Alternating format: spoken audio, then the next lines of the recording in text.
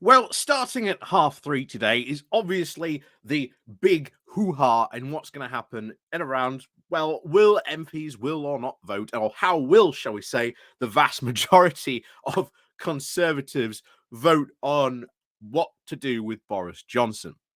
And this could be expected to go on well into 10 o'clock at night.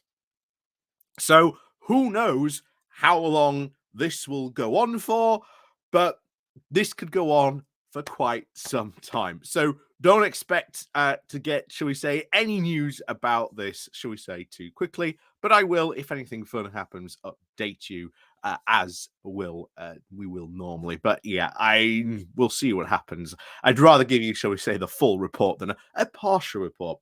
But as you all know, Boris Johnson has gone running over to the Daily Mail, and in his first grand column for the Daily Mail, didn't write about politics. Instead, he wrote about his midnight trips to get some chorizo and cheese from the fridge, hoping that a new wonder drug would be able to stop that. Yeah, I'm sure that's what the Mail really wanted. But of course, now that they have, of course, Boris Johnson in their stable of writers, you've now got to, well, defend him and, of course, support him, even though Boris will not show an ounce of loyalty to anyone else on the Daily Mail. So we've got also a new conspiracy theory now being put forward by the Daily Mail that is going to, I think, become the dominant, shall we say, narrative that these right-wing pro-Borisites are going to push, that the only reason that these red wall MPs lost their seat was because they did not support Boris Johnson when he needed it most. And after all, they all owe their seats to Boris Johnson. So before we go diving into this, please do remember to click on the like, share, and subscribe button. And of course, down below, there are links to my Patreon page and a one-off link called Buy Me Coffee, wake you up, buy me coffee. And of course, as always, there is the YouTube thank you button, and there is the Pony Club down below as well. So let's go over to see what the Daily Mail had to say about this. So the title is Get Carter. MP who owes his seat to Boris Johnson, but is on the committee that voted to ban the former PM from Parliament, faces a red wall revenge.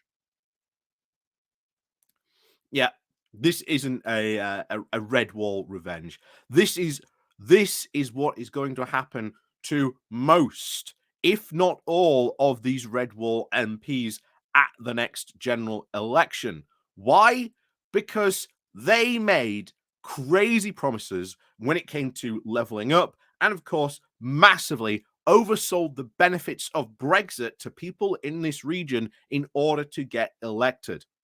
And instead of bringing benefits to this area, because, like I say, their whole pitch to these constituents at this time to switch their vote was not only are you going to get Brexit done, you are going to get all this leveling up money, and you are no longer going to become a left behind town or area. We are going to make sure that your area thrives like never before, and you can only do it if you vote Conservative. That was their whole pitch. In 2019, that was their pitch. And that pitch has failed consistently. And people in the red wall are not idiots. This is why, even though since 2019 these seats have flipped blue, in some cases for the first time ever, we still refer to these seats as red wall seats. And we always said that these people were going to be one-term MPs because they did not have, or at least certainly going into a government that was not going to deliver for them. But anyway, let's see what they say here. So, like so many Tory MPs, Andy Carter owes his seat to Boris Johnson and his staunchly pro-Brexit platform at the last general election. Yes, this is all Brexit. It was nothing to do with all that levelling up promises that didn't materialize. So, Now the member of Warrington South who won a 2,000 strong majority in his Redwall constituency in 2019 is thought to be on a chicken run, battling to secure a safer seat ahead of next year's predicted Labour victory. So, first of all, is he on a chicken run? I don't really know if he is or not. I highly doubt it, to be honest, that this guy who ran in a Redwall seat is going to be, shall we say, given a safer seat. It doesn't look like that will be the case. But a strong majority of 2,000, that's not a strong majority. That's a worrying majority, especially for someone who won for the first time. At a next election, you would want to see them at least double or even triple that majority. That would indicate that he has at least secured that seat and, of course, the backing of his constituents to stay in that seat. But 2,000 is not a strong majority. It is a majority that can be swung incredibly easy. And as we have seen, and as we've seen from a lot of these by-election that recently happened, well, they have lost by more than 2,000. So it is no wonder that most of these red wall Tories are trying to do everything and anything they can to hopefully try and hang on to some sort of victory in any way, shape, or possible. But back to it. So the poll suggests that Labour has a 90% chance of winning the Warrington South seat, and Carter is said to be eyeing the Chester South and Edsbury, a new seat formed after the boundary changes, which is predicted to go Tory. The problem, he is one of the 4 Tory MPs on Harriet Harman's Privilege Committee, which voted last week to ban Boris Johnson from Parliament for 90 days, and the second longest suspension in over 75 years. And the ex-PM supporters are enraged by Carter's actions. Here's the thing. Ultimately, if you know anything about the Red Wall at the moment, you know full well most of the like constituents and people in the Red Wall are not happy, not only with the Tories, but they are not happy with Boris Johnson. Partygate really broke any decent, proper Boris Johnson support he actually had up here in 2019. And like I say, he didn't follow through on his promises to level up. They have not produced these amazing Brexit benefits that were meant to unleash a permanent blue wall that was going to be built across the country. If you remember the talks of how that was once hailed in 2019. But here we are in 2023, and as I said, we're still calling it the Red Wall. So Boris is hugely popular with the party in the country, says one ally. Backstabbers like Andy need to think of a new career after the next election because they won't be MPs anymore. And that is the situation, to be honest, that many of these Tory Red Wall MPs are now in. You backed Boris to the hilt. You sang his praises.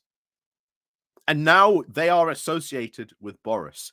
The idea that if he were to remain in that seat, he'd still lose, even if he wasn't on the committee. A 2,000 strong majority is not by any way means a stable one. Don't get me wrong, it is worrying, but that is a seat that could change hands very, very easily. Because most swings, certainly for to win seats, are at least in the 3 to 4,000 range. So that tends to be sort of your average swing. And that is not a lot to do. And especially after the people in the Red Wall have, voted, put their trust and their faith in Boris Johnson, and it was completely, well, thrown away. Yeah, all these Tory MPs who got in 2019, they're going to be one-term Tory MPs, and they will look to blame anyone and anything they can. They will say, "Oh no, you should have never have gotten rid of Boris Johnson. I would have retained my seat if you had kept Boris Johnson." That is going to be one of the new slogans I suspect they will try and justify as that's why I lost my seat. But yeah, it's not going to work. Like I say, at the moment, people in the UK massively not only fed up of just Boris Johnson, but the whole Tory party at the moment. Um, this guy would not stand a chance. And the Daily Mail trying to back, of course, their new sort of commenter on this.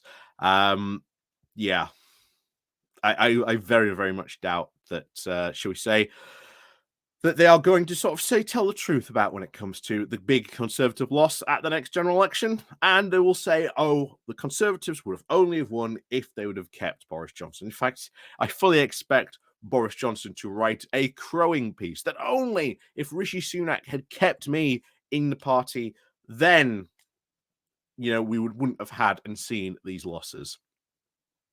Like I say, put that call in for a future time and a future video. So, as always, thank you very much for watching, and of course, as always, we'll see you all next time.